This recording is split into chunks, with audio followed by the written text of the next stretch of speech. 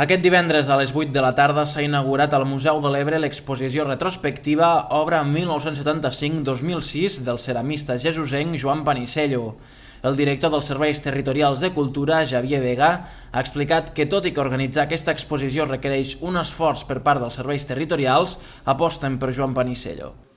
Per al Departament de Cultura i per als serveis territorials és un esforç important, això, perquè ja sabeu que sempre estem plorant en els problemes del finançament i són problemes reals, però s'ha de prioritzar. I per nosaltres és una aposta estratègica que Joan Panisello pugui exposar aquesta antològica, que podríem dir, a la ciutat de Tortosa, o sigui, al seu territori.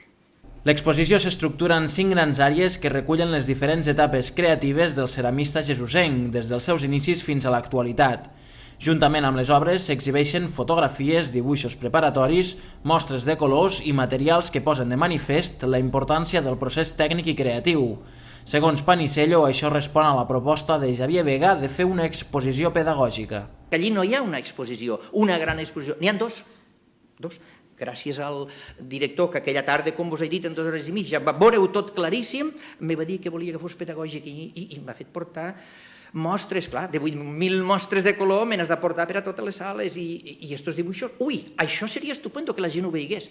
Ui, però quin munt de fotografies. Mira, si fèiem una seqüència, la gent veuria com, des que pastes a la terra fins que surt l'obra del forn, treballes les escultures dels arbres. 18 fotografies, veureu, ocupen tota una paret. I baix al darrere n'hi ha 4 més, i allà n'hi ha 6 més. I de les cristal·litzacions, i de dibuixets, i d'esbossos.